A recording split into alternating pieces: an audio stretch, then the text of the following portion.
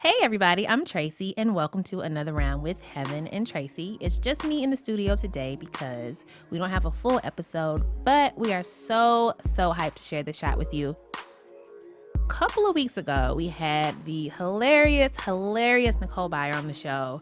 We laughed for just about an hour straight. I think it was such a funny episode. But there was a moment where we were talking to her about what it's like to be on stage, like what it feels like, what it looks like, what it sounds like, I think even what it smells like. It was really dope to hear her describe this thing that so many of us will probably never experience.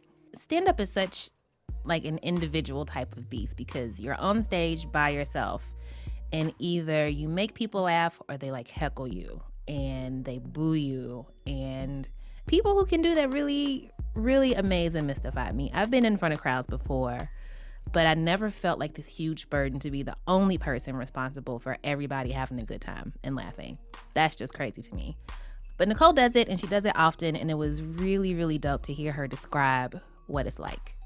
This is a really good reminder and a fun reminder, I think, that your faves are slaying, they are killing it every day, they are beasts, and we should really appreciate what they do.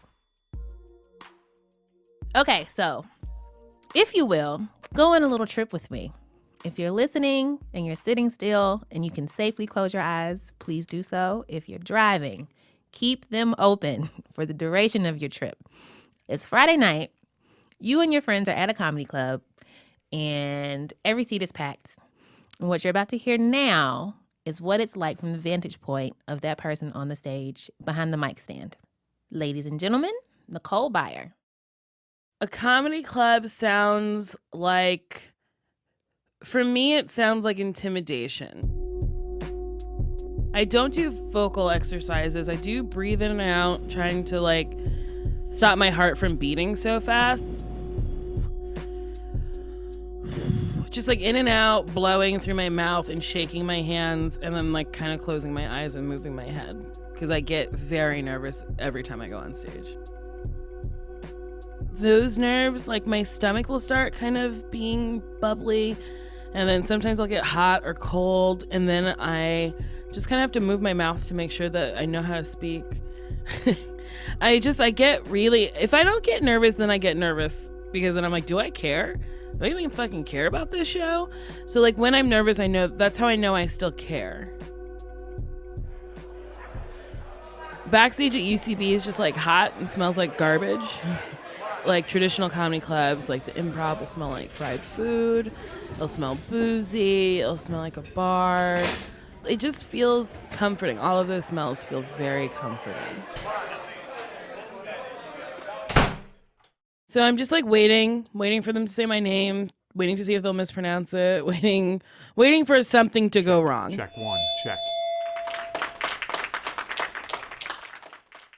If a crowd is super quiet, then I'm prepping myself to have a bad set.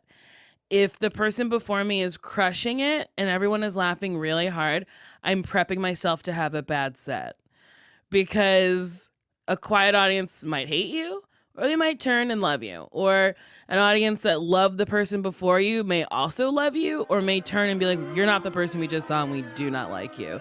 So I'm always just constantly bracing myself to bomb. I don't want to see a single fucking face. I don't want to see you not laugh at me. It's awful. It's awful to look at an audience of people not laughing. But then sometimes you're like, oh, they're smiling. But then you're like, fuck you. Honestly, I can't hear smiles. I've had shows where I'm like, fuck, that went terribly. And then people are like, no, everyone loved it. And I was like, then nobody was laughing. I was like, oh, everyone was smiling. And you're like, oh, all right. Getting that first laugh feels like everything's going to be okay. For the next 10 minutes, you're fine. Nothing's wrong. You're on stage. There's people there. They're looking at you. They like you. You're getting the attention you want. And it's therapeutic because I think the stuff I'm saying is funny. And then when people validate it, it feels very good. So the beginning of my, the set I do now, I'm like, is anyone here in a relationship? And if there's dead silence, I'm like, oh, fuck you guys. fuck you. I literally asked a simple question. You guys are going to suck. And you just kind of brace yourself for the bomb. Sometimes I am fine bombing because I'm like, fuck that audience. That audience was bad for everybody. Sometimes there's shows where like everyone bombs and you're just like, that was audience. That was not us. Like I've seen these people are good. And then you're just like, fuck you. And then sometimes you bomb and you're like, ugh, none of those new jokes work. Nothing worked. And you fuck up your old jokes and you're just like, well, I mean, that's not the last show I'll do. So you just kind of have to, I mean, personally, just kind of shake it off, but then like kind of harp on it. And I record all my sets. So then I listen to them and then I try to figure out what exactly went wrong. And then sometimes it's just like, well, you had an off night and you got to move on. So I used to do a joke where I asked people about putting a Snickers bar in their pussy. And every time before I would do that joke, I'm like, you shouldn't do this. This is terrible. What an awful thing to say to a group of people who are not suspecting you to ask if you've inserted candy in your pussy. Like, what an awful thing to ask somebody. I'm like, I'm ruining someone's day by like this. But then, like, it always goes over well. It always gets a great reaction. It's a very silly joke. So it's like, hopefully these people are just like on board to hear about my dating life because that's the next thing I talk about. So it's just hope, a lot of hope. I hope these people like this. The last like bar set I had that like went really, really well. This guy came up to me and like punched me in the side, like jabbed me. And then I like was like, why? Don't. And he's like, I just want to tell you how you did a good job. And I was like, you never have to punch a woman. Like, and then he was like, I want to tell you did a good job. I was like, you didn't have to do any of that. You could have just said, excuse me, or my name, because you know my name. And then he was like, sorry, I just really wanted you to know you were funny. And I was like, thank you. He's like, I just want you to go to sleep knowing that you were funny. I was like, baby, I go to sleep every night knowing I'm funny. You don't have to tell me.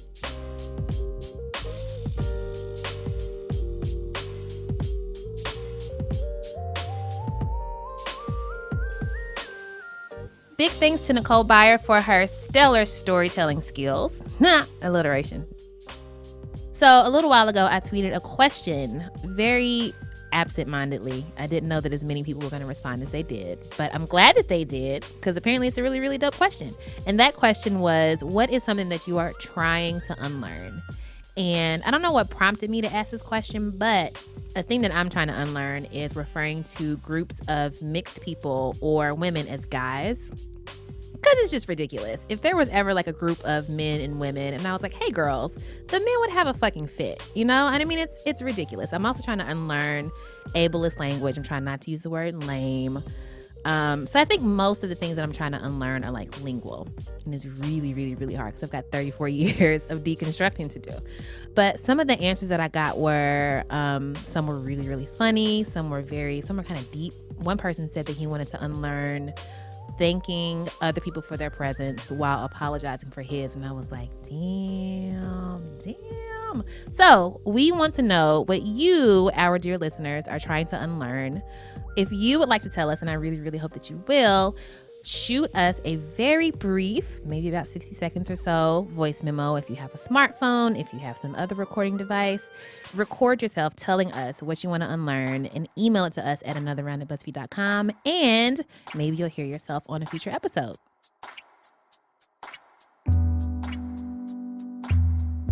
You can find me, Tracy, on Twitter at Broken McPoverty because I don't have any money. This is a happy song with sad emotions behind it. And you can find Heben on Twitter at Heben Rants. That's heaven like the place in the sky, and rants like the thing that people do sometimes. Sometimes you just gotta rant. This shot was produced by the Pod Squad. Burr, burr, burr, burr, burr. That's my impression of Heaven's attempt at an air horn. I think it's so adorable. This episode was produced by Eleanor Kagan and Julia Furlan with production help from Meg Kramer. Thank you to Paul Ruest at Argo Studios. Thank you to our in-house musicians, Miss Jean Gray. You can follow her on Twitter at Jean Greasy. And Don Will of the almighty Tanya Morgan. You can follow him on Twitter at Don Will. You can follow us on Twitter at Another Round. You can Facebook us at Another Round. You can email us at anotherround@buzzfeed.com. You can sign up for our newsletter, which is fab at buzzfeed.com/anotherround/newsletter. You can get yourself some Another Round merch if you would like some swag, if you will. You can get yourself a mug. You can get one of 3 Another Round t-shirts. And a certain somebody on the Another Round team was recently spotted out in the wild wearing her Another Round shirt. So if you're looking for other Another Round listeners, this might be the way to do it. Just saying. Drink some water, take your meds, call your person. Clean under your fingernails. It's really important because you never realize what kind of dirt's under your fingernails. And a lot of times, like, you're just sitting and you've got your hands on your face, or maybe you bite your nails. All of that gunk and grime is going into your body, directly to your immune system. Your immune system is like, oh my gosh, this is just too much. It's just too much for me. So clean your fingernails, wash your hands often, get a good lotion, and smell some. And have a good day. We'll be back next week with a full episode.